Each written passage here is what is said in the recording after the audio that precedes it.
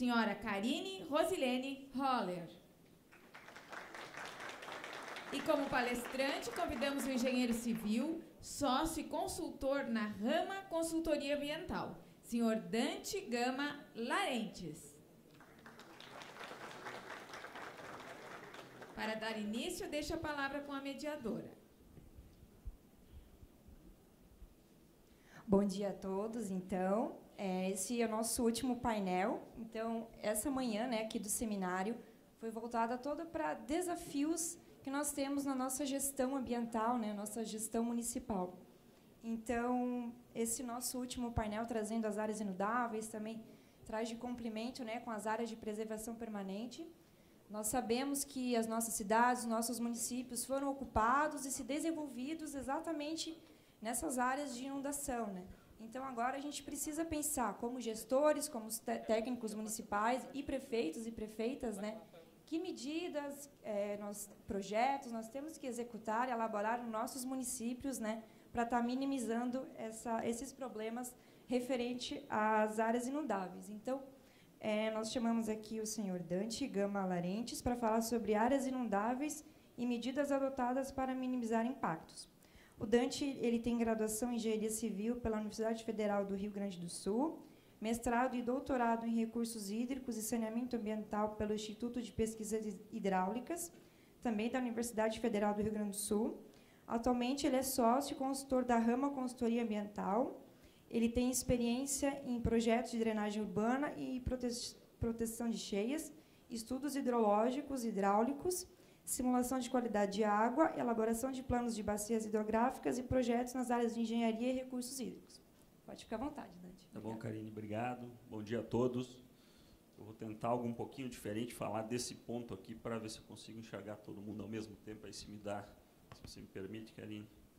Eu também tomei a liberdade de fazer uma modificação pequena no título aí da nossa palestra, mas isso já combinado com a organização, né, Juliana? Mas no intuito de falar de drenagem urbana, que é justamente a parte do alagamento ou das inundações que concerne mais os municípios, uma vez que é a atribuição dos municípios tratar da questão de drenagem urbana e manejo de águas pluviais. O conteúdo da apresentação, então, a gente vai passar por conceitos básicos, muito rapidamente, tá, de hidrologia. Vamos dar exemplos de medidas de proteção e prevenção de inundações, falar sobre alguns aspectos legais e institucionais, questões de gestão de drenagem, dificuldades e desafios que a gente tem nessa temática e, finalmente, vai para o encaminhamento de soluções, que são algumas propostas nossas aí para os municípios tratarem desse tema. Então, quando a gente fala de gestão do risco de inundações, o primeiro passo é conceituar o que é inundação, né? A gente tem dois tipos básicos de inundação. São as inundações ribeirinhas e inundações devido à urbanização. Isso está em praticamente todos os livros de hidrologia, vocês vão ver essa diferenciação. O que são as inundações ribeirinhas? São aquelas inundações devido à cheia fluvial de grandes rios. São eventos que acontecem naturalmente, ou seja, todos os grandes rios de planície, como é, por exemplo, o Itajaí-Açu, em algum momento, quando chove muito, na bacia hidrográfica dele, ele extravasa da calha e inunda a planície de inundação. Isso só gera um problema se essa planície estiver ocupada, senão simplesmente passa a ser um fenômeno da natureza, né? E um outro tipo, que são as inundações devido à urbanização, que tem uma outra escala. Elas são na escala da cidade mesmo, são aqueles pequenos córregos urbanos, tá? Que eles sofrem dois efeitos. Um, da impermeabilização do solo, ou seja, a chuva passa a gerar um escoamento superficial muito maior na medida em que a gente impermeabiliza o solo com a ocupação da cidade. E também aquelas pequenas intervenções que acontecem em qualquer córrego urbano, como aquelas pontes, às vezes as pontes são até mais baixas do que deveriam para passar uma cheia, habitações que acabam estrangulando os cursos d'água em alguns locais. Então, esse é um outro fenômeno que também gera alagamento na cidade, mas os dois são completamente diferentes na origem. Os sistemas e as políticas que regram isso no país também são diferentes e a origem dos recursos para tratar desses problemas também é diferente, né? Essas inundações ribeirinhas, elas são divididas em rápidas, que normalmente ocorrem em áreas Serra, né, em que aquelas famosas flash floods, né, em que a água desce muito rápido, em questão de algumas horas as pessoas ficam ali numa situação de risco quando estão próximas ao rio, né, e as lentas, que ocorrem em planícies, em rios de planície. As inundações devido à urbanização, elas também têm duas caracterizações que podem ser feitas, né? Aquilo que eu comentei. Um efeito é o aumento do escoamento superficial devido à impermeabilização do solo, e a outra é a questão de obstruções pontuais na rede de drenagem, né? Aí a gente mostra alguns exemplos. A flash flood, por exemplo, uma que aconteceu, claro, associada a um outro efeito de deslizamento também lá no Vale do Cuiabá, em Itaipava, naquela tragédia que aconteceu em 2011 na região serrana do Rio de Janeiro. Eu pude trabalhar nesse projeto, estive lá logo em seguida desse evento, e não por acaso, em 2012, a gente teve a Política Nacional da Defesa Civil, que foi justamente baseada já nessa grande tragédia que aconteceu em 2011. Né?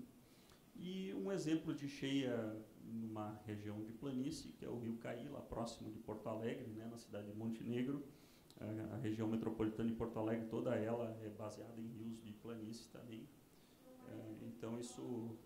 E aí aparece que boa parte do centro da cidade realmente está dentro da área de planície de inundação. Né? E a inundação devido à urbanização, a gente tem isso é uma questão um pouquinho mais técnica, assim, o que a gente vê ali, a gente chama de hidrograma, né? Simplesmente é uma vazão ao longo do tempo, né? Poderia se considerar que é uma onda de cheia, tá? Quando a bacia está totalmente desocupada, ou seja, tem lá uma vegetação natural, uma ocupação mais rural, ela tem um coeficiente de impermeabilização muito baixo, né? Então, uma determinada chuva que caia nessa bacia vai gerar uma vazão que a gente chamou ali de Q1, vazão de pico 1, que é P1. À medida em que a gente ocupa essa bacia e impermeabiliza o solo, esse coeficiente de impermeabilização aumenta. Então, para a mesma chuva que teria ocorrido anteriormente, a gente vai ter uma resposta diferente da bacia hidrográfica. A gente vai ter uma vazão maior na calha do rio, tá? do determinado córrego. E assim sucessivamente. Então, esse coeficiente de impermeabilização que a gente coloca aí, ele é bem típico de áreas conurbadas, né? Algo já de em torno de 90%. Tá? Esse é um coeficiente que vai de 1 a 100. E que gera grandes vazões, e não só o fato de aumentar o volume do hidrograma, aumenta a vazão de pico e também antecipa, ou seja, a cheia acontece de maneira mais rápida, né? São vários efeitos aí que tem uma sinergia entre eles, né? E o que ocorre nas cidades de forma geral, né? Possivelmente em todas as cidades de vocês aqui, tem alguns córregos urbanos que também tem o efeito da chuva natural, que faria ele extravasar da calha, mas esse efeito ainda é agravado em função de obras que a gente faz, retifica, diminui a calha, ocupa a calha, o próprio assoreamento também. Então a gente tem nas cidades, de fato, um efeito combinado de inundações ribeirinhas com inundações devido à urbanização. Esse é um exemplo na cidade de Queimados, no Rio de Janeiro, em que a gente consegue enxergar ali a rede de drenagem numa imagem de satélite. A gente vê que a área é bastante urbanizada, tá? E dando um zoom, então, nisso, né, a gente vê ali a calha com bastante vegetação, casas muito próximas que ocasionariam de a cheia não conseguir passar por aquele ponto, né? Alguns estrangulamentos, a via férrea fez uma ponte mais baixa do que a ponte da rodovia, então a gente vê todos os tipos de estrangulamento da calha do rio nas áreas urbanas. E quando a gente fala, então, em gestão de risco de inundações, a gente tratou das inundações, eu queria falar um pouquinho do risco, então, né? Nessa ciência, hidrologia, em qualquer projeto de drenagem, a gente trata com a lei de probabilidades. Então, a gente não consegue nunca precisar quando vai acontecer um determinado evento de tal magnitude.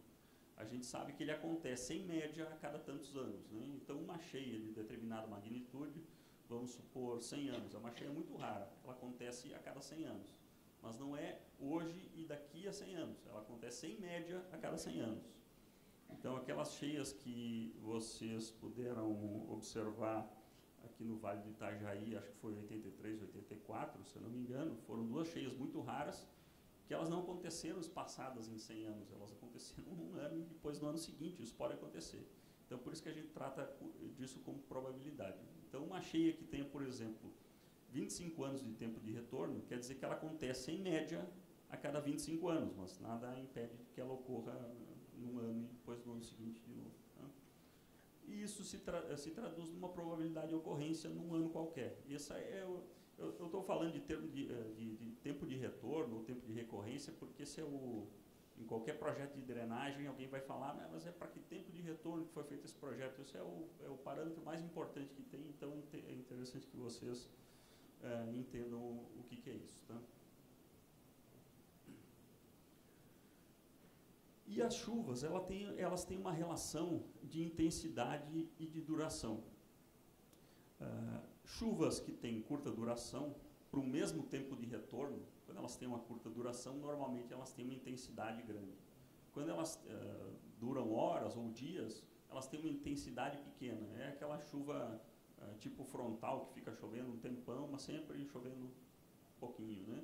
E aquelas chuvas de verão são aquelas que têm duração curta e chove muito naquele período. Tá? Então, isso nos dá curvas que nos permite fazer os projetos em cada região em função do tamanho da bacia hidrográfica. Isso é importante porque, para vocês poderem observar nos locais onde vocês fazem a gestão, né, na cidade de vocês, qual é o tamanho da bacia. Se você está falando de um rio, de uma bacia grande, que tenha 10 mil quilômetros quadrados, a bacia hidrográfica, ou 30 mil quilômetros quadrados, a chuva que acontece no verão não é importante. Tá? Ela não vai encher esse rio.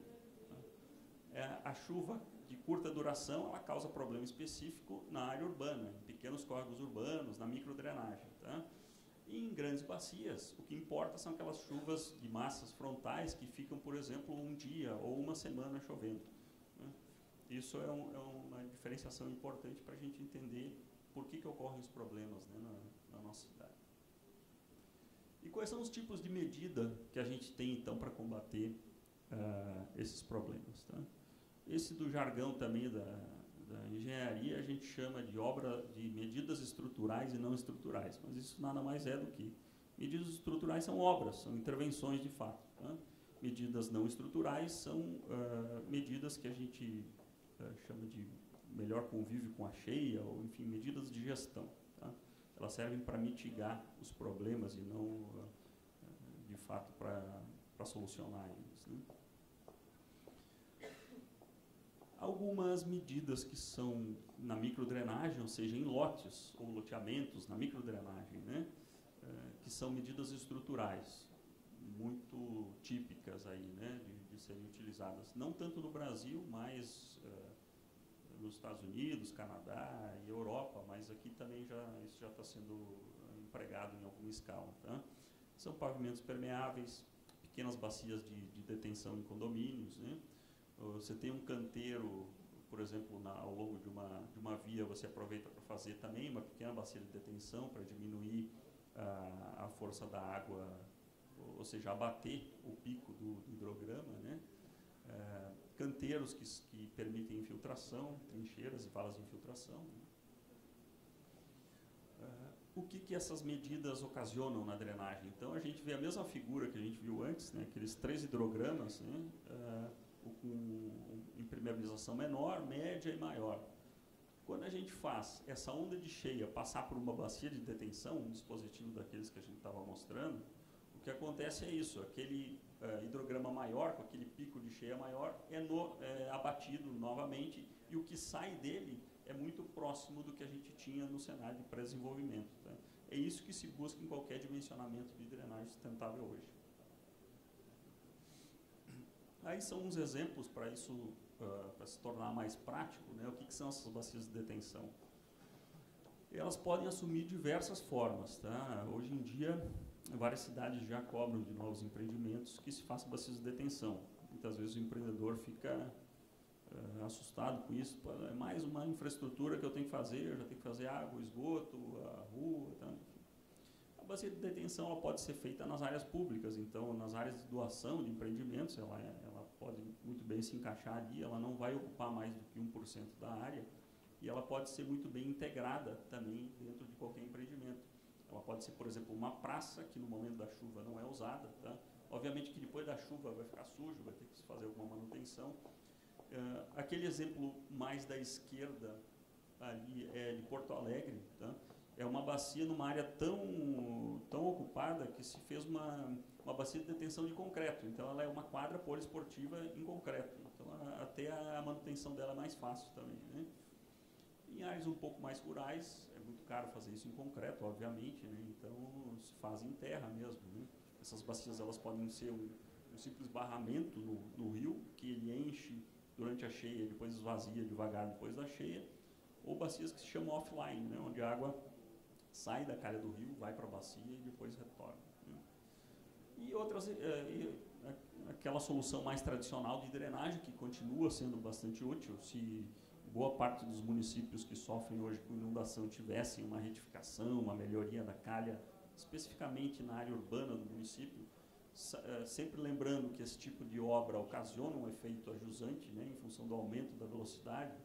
O projeto de engenharia pode tratar disso, né, mas são obras que têm finalidade e podem ser empregadas ainda hoje. Então,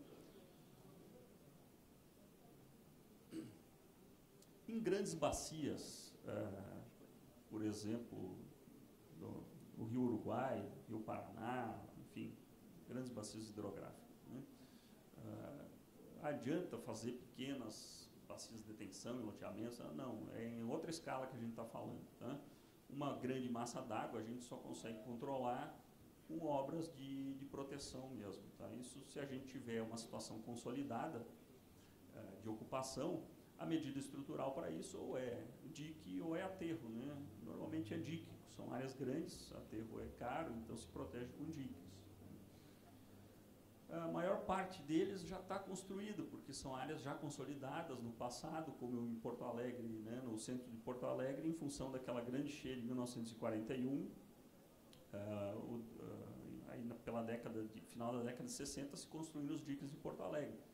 Não havia outra solução para o centro, era o centro político, centro administrativo, financeiro do Estado, ainda em 41, ainda que a cidade fosse muito menor do que é hoje, né, a população fosse muito menor, não se cogitou tirar ela de lá, né? Então, vamos fazer um projeto para proteção. Esse dique especificamente, ele é bem grande, tá? A gente mostra, ele é uma parte, é o corpo da rodovia que contorna a cidade, e mais no centro da cidade, por falta de espaço, se construiu um muro de concreto, de fato, de 3 metros de altura, com comportas aí para serem operadas. Então, curiosamente, essa cheia que aconteceu em 41 não se repetiu depois disso, com uma magnitude parecida. Então, esse dique nunca foi usado, né? Então, tem uma resistência grande esse tipo de obra, né? Ela cria uma barreira entre a cidade com o rio, né?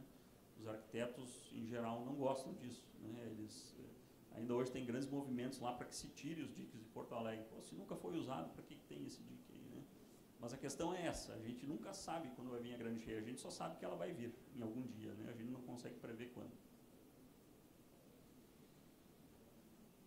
E as medidas não estruturais para grandes bacias, para rios de planície, é basicamente o zoneamento da planície de inundação, tá? Essa é uma ferramenta que deveria ser aplicada em grande escala no país e, infelizmente, não é. Nenhum município tem o zoneamento da área de inundação, caso tenha um rio de planície passando por ele, no país, tá? Nenhum.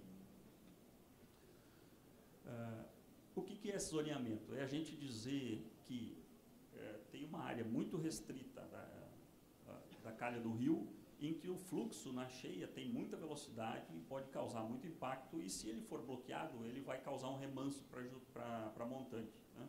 Então, essa área, a gente diz que ela é totalmente inapta para a ocupação. Uma zona um pouco maior, em que o rio, normalmente, quando ele sai da calha, ele se espraia para aquela região, só que a lâmina d'água não é tão grande nessa área, então os danos não seriam tão grandes. Então a gente permite ocupação sabendo que a água pode chegar nesse local. Então a gente chama de zona de ocupação, zona com restrição parcial à ocupação. Ela pode ser ocupada desde que tomadas as medidas para que não se gerem prejuízos, né, ao patrimônio e à vida, né? O que é isso? É verticalizar nas margens, né? é aterrar quando você for construir, construir pilotias, enfim, tomar as precauções para que não haja prejuízos nessa ocupação. E uma área virtualmente livre de risco de inundação. Esse é o conceito do zoneamento. Isso, na prática, a gente vê aí um mapa disso no Canadá, em que a área mais escura é a zona de passagem da cheia e o cinza mais claro é a área de risco, ou seja, onde se pode ocupar, mas tomando precauções, né? A gente vê um exemplo da cidade de Montenegro, no Rio Grande do Sul. Esse zoneamento lá não foi implantado, foi feito só um estudo para a cidade. Tá? É importante dizer que esse zoneamento só tem efetividade se a cidade se apropriar dele e inserir ele no plano diretor do município, porque senão ele é só um estudo, né? É só papel. E lá ele não foi implantado, tá? Foi feito um estudo preliminar, mas infelizmente ele não foi levado adiante. E a gente pode ver que o problema lá é bem grave, né? O centro administrativo da cidade está na área que não deveria ser ocupada, mas, bom, é uma área consolidada, então o que se faz? É mais ou menos esse exercício que vocês fizeram com a área da APP. Bom, a APP não pode construir, bom, mas já está consolidado, e aí tira. Então tem que fazer um exercício aí para criar regras para isso, né? E um exemplo mais antigo de um estudo que os alemães fizeram no Rio dos Sinos, também no Rio Grande do Sul. Pode ver que não é uma tecnologia nova, esse estudo é de 1950, tem entre sistemas desse tipo, né? Esse aqui é o registro de chuva daquele evento da Serra do Rio de Janeiro de 2011. Até as 10h50 da manhã, tinha chovido razoavelmente bem, não ia causar nenhum transtorno, simplesmente o solo estava encharcado, né? Em questão de 12 horas, caiu uma chuva absurdamente grande e o resultado foram mais de 1.000 pessoas mortas, né? Além de uma perda de patrimônio muito grande, de animais e tudo mais, né? Nesse caso, são bacias hidrográficas pequenas, a chuva rapidamente chega lá embaixo da bacia, então a gente tem algumas horas para dar um alerta e fazer alguma coisa. Nesse caso, esse tempo seria de 12 horas, caso se conseguisse prever aquela chuva, né? Como esse sistema não estava implantado na época lá, não se deu alerta nenhum e ninguém foi salvo, né? Já num rio de grande porte como o Rio Uruguai, sem fazer previsão de chuva, só olhando o nível do rio lá em cima, lá em Garruchos, por exemplo, a gente tem 72 horas, ou seja, tem 3 dias para avisar quem está lá embaixo que vai chegar a onda de cheia. Então, outra escala completamente diferente, e a gente consegue ver que é muito mais fácil fazer um sistema de alerta e previsão, de previsão e alerta numa grande bacia do que numa bacia de dimensão pequena, né? Passando para o nosso terceiro tópico de aspectos legais e institucionais, a gente coloca aqui as 4 grandes componentes de legislação no Brasil que, de alguma forma, tratam do tema de drenagem urbana e inundação ribeirinha, né?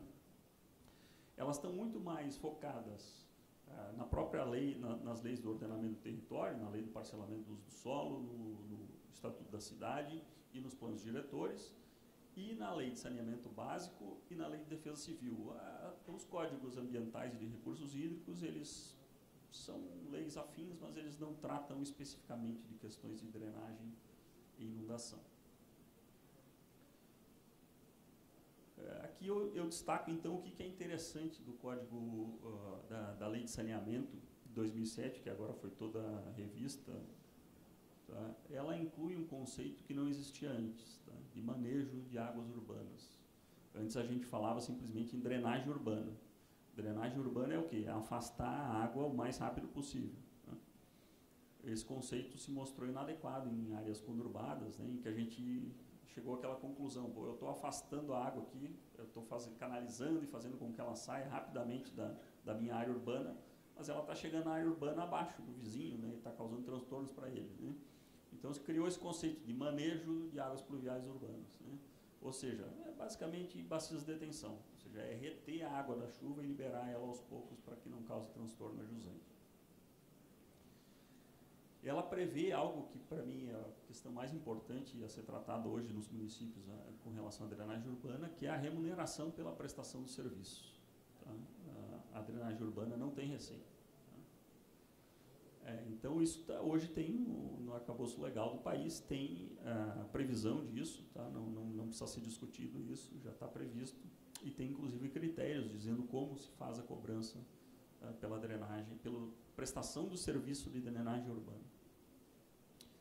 E conforme a Constituição Federal, ela prevê a gestão associada do serviço. Essa é um arranjo institucional que é extremamente interessante, principalmente para áreas metropolitanas e regiões conurbadas, porque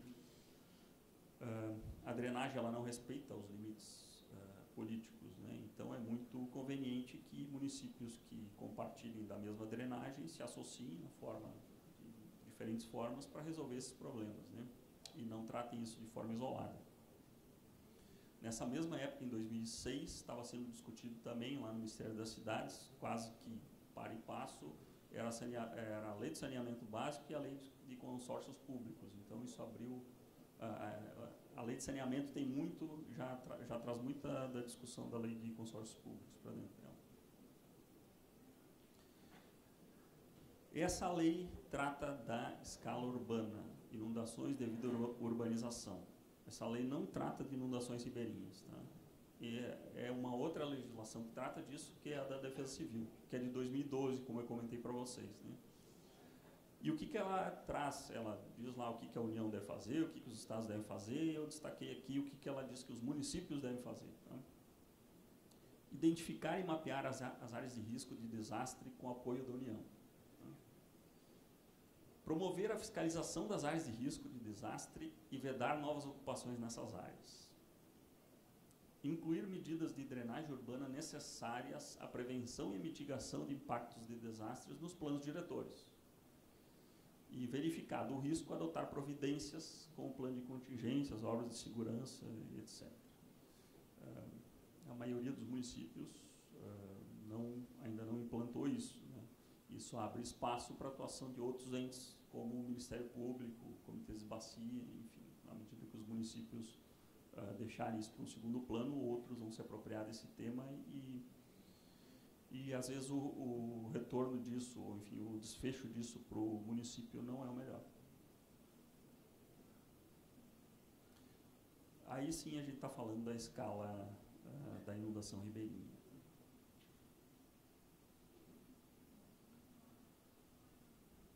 Então, o próximo tópico fala, bom, quais são as principais dificuldades e desafios para a drenagem urbana, né, no país. A lei que instituiu a política e o sistema de saneamento, ela diz que o saneamento básico são 4 componentes. É água, esgoto, manejo de resíduos sólidos e drenagem urbana e manejo de águas pluviais. A primeira dificuldade que a gente observa na questão da drenagem é o próprio conceito, né? Como a gente comentou, essa questão de manejo de águas pluviais ela é relativamente nova. No Brasil, na academia já é mais antiga, mas na prática ela é muito nova. Tá? A gente vê que os técnicos não estão, de forma geral, tão bem preparados para projetar e propor para os gestores isso. Né? Os gestores, então, não se convencem de que aquilo funciona e acabam dizendo, não, então vamos só fazer uma canalização mesmo e vamos resolver dessa forma. Então, essas técnicas de manejo de águas pluviais ou drenagem sustentável, elas não estão ainda no meio técnico muito bem difundidas e, portanto, elas não são aplicadas. Né? A segunda dificuldade é a frequência da demanda pelo serviço. Né? Isso já é filosofando um pouco, né? Que a gente vê o seguinte, que água e esgoto, elas são um serviço que tem uma demanda contínua, então é muito fácil ver a necessidade disso. Né? Já a drenagem urbana, não. Ela só é utilizada quando chove. Então, a gente fica pensando, bom, se eu só preciso tratar disso quando chove, eu vou tratar dos meus outros problemas e quando tiver uma grande cheia aqui, eu vou tratar da questão da drenagem. Né? A terceira dificuldade se dá em relação ao fato gerador da demanda. Né? Nas componentes de água, esgoto e resíduos sólidos, é clara a participação do usuário, né? É o usuário que demanda água, ele abre a torneira e usa lá tantos litros de água, ele gera tantos litros de esgoto e ele pede para que recolham X quilos de resíduo da casa dele, né? Então ele entende que ele deva pagar por aquilo, né? A drenagem urbana não, é simplesmente a chuva que cai na cidade e a gente diz, pô, por que eu vou pagar por esse serviço então se eu não fui eu que gerei o problema, né? Simplesmente a chuva caiu e ela tem que escorrer por algum lugar, né? Mas isso também já está até na nossa legislação, na lei de saneamento, que diz que o critério para definir isso é quem mais impermeabiliza o solo, mais deve pagar pela drenagem urbana. Então esse é o critério para cobrança pela drenagem urbana. E aí a gente entra justamente na nossa quarta dificuldade, tá? Dos 4 componentes do saneamento básico, a drenagem urbana é o único que não gera receita. Então, um serviço que não gera receita, ele não tem interesse, ele não tem prestador, ele não tem recursos, né? O recurso tem que sair de outras fontes da prefeitura para aquilo, então não tem como ele ser bem sucedido, não tem forma como ele seja bem sucedido. Claro que esse é um assunto que nenhum prefeito quer apresentar no seu mandato, né? Vamos gerar mais uma taxa aqui, que vai ser cobrada junto com o IPTU, o pessoal que vai ser a taxa de drenagem. Isso realmente não é tão atrativo, né? Tem algumas ferramentas que permitem melhorar um pouco, ser mais palatável essa ideia, ou dizer, bom, quem está abatendo a vazão no seu lote, ou seja, quem tem lá um dispositivo de retenção, não vai pagar, ou vai pagar muito menos, né? Então, você inverte a lógica, que vai pagar quem realmente está sobrecarregando o sistema, né?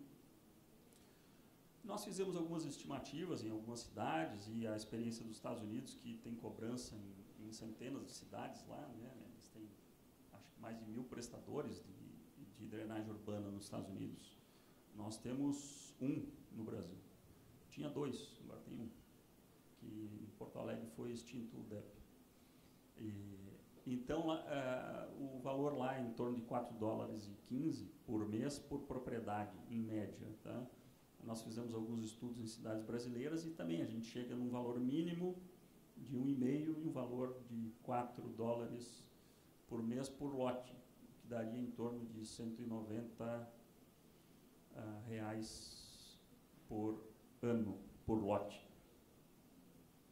É um valor considerável, né, conforme o ponto de vista, né? A própria lei ela diz o seguinte, a lei de saneamento, em questões de cunho social se pode reduzir esse valor, né? Então ela abre espaço para o gestor fazer isso. Dizer, não, uma comunidade que tem menos recursos a gente pode cobrar um valor menor, enfim.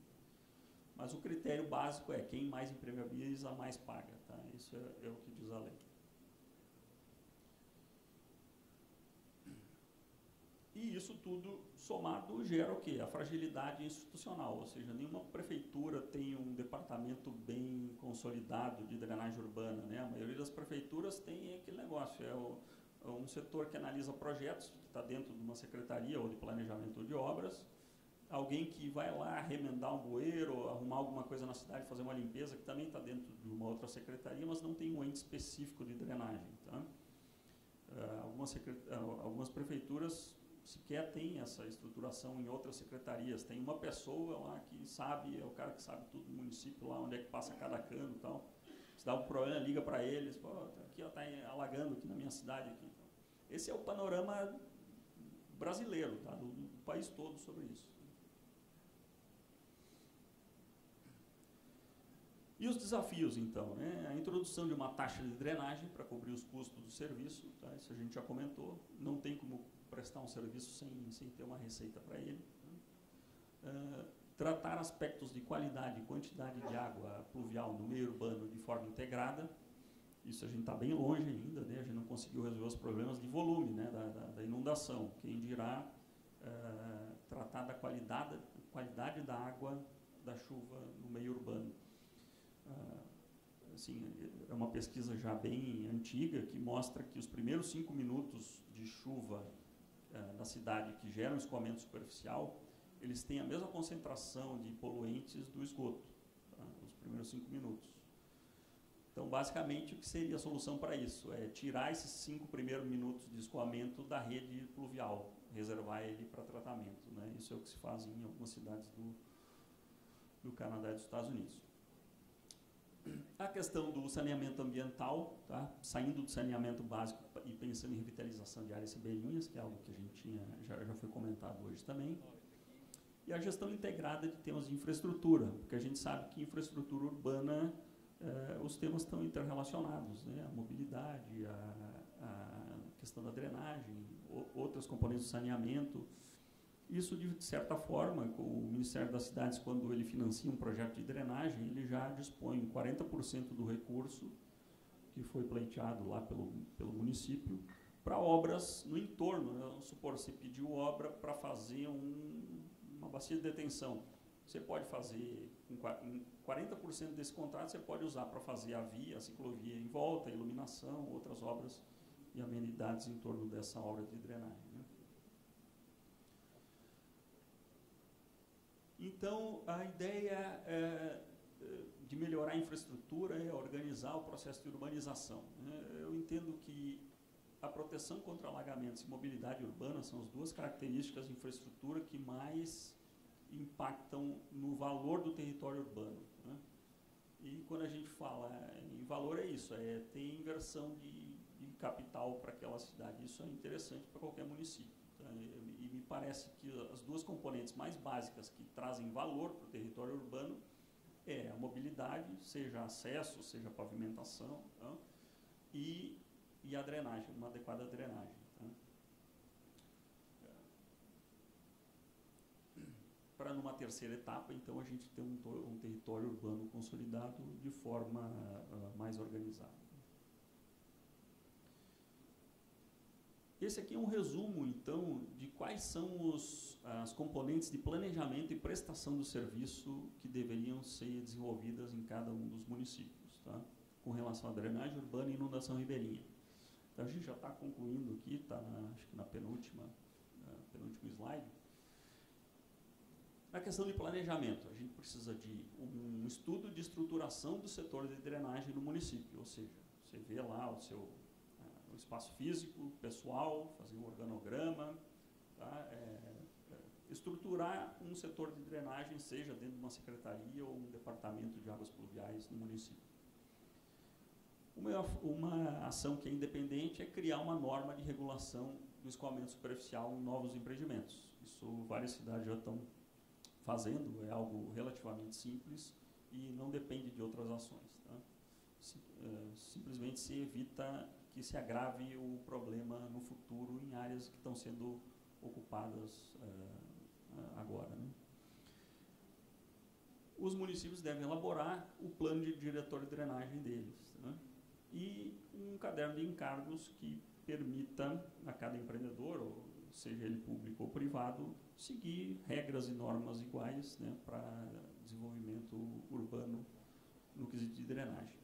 E para inundação ribeirinha, o que a gente sugere? Que os municípios elaborem o zoneamento, elaborem um plano de gestão da ocupação das áreas de risco, aqueles que realmente necessitem em áreas, em rios de planície, que eles tratem da implantação de um sistema de monitoramento de alerta de cheias, né?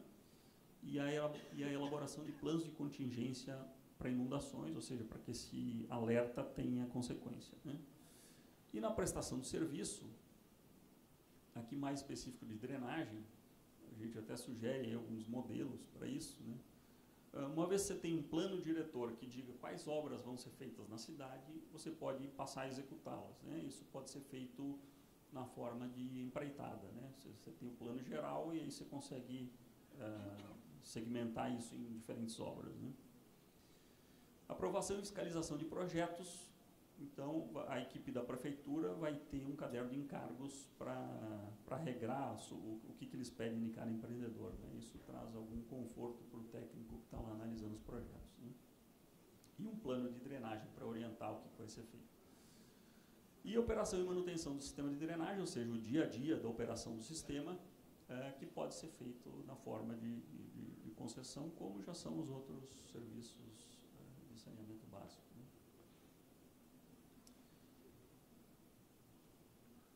Então, começar respondendo as seguintes perguntas. Como é o sistema de drenagem do município? Ou seja, os municípios devem elaborar termos de referência para fazer o levantamento topográfico e topobatimétrico e cadastral das suas redes de drenagem, né? Esse é o primeiro passo. Se a cidade não sabe qual é a sua rede, ela não tem como fazer um estudo de em que pontos essa rede deve ser melhorada.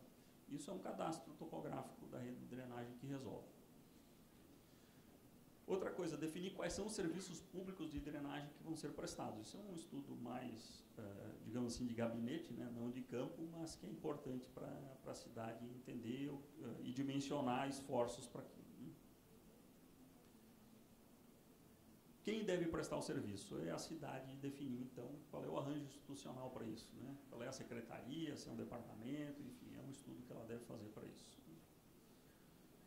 Quanto custa e quem deve pagar? É uma análise preliminar também de qual é o valor que a gente deu lá entre $1,5 e $4 por mês por lote, mas óbvio que essa conta não pode ser por lote, ela tem que ser por metro quadrado, né, para a gente poder calcular a metragem de cada lote e cobrar propriamente. E também aplicar aquele critério de impermeabilização do lote. Então, o estudo no município vai permitir saber, primeiro, qual é a arrecadação que eu preciso para deixar meu sistema funcionando e quem vai pagar por isso. Tá? E, finalmente, onde estão os problemas e quais as soluções? Essa é a execução do plano de drenagem. Uma vez que você tem o levantamento da sua cidade lá, sabe por onde passa a rede, se faz um estudo hidrológico e uma simulação hidráulica da cidade e você consegue descobrir quais são os pontos de estrangulamento que você tem que arrumar, onde devem estar suas bacias de detenção, em que trechos o canal deve ser retificado ou alargado ou revestido, enfim. Esse é o plano de drenagem que traz essa informação. E o que fazer agora para não aumentar os problemas é aquela questão, que é uma ação que é totalmente independente e não é difícil de se implantar. A gente traz dois exemplos aí que estão em vigência, né? Uma por decreto, outra por lei, que são os municípios de Porto Alegre e Taquara, daquela lei para não aumentar o escoamento superficial em novos empreendimentos. E eu acredito que a gente chegou ao fim assim. Então agradeço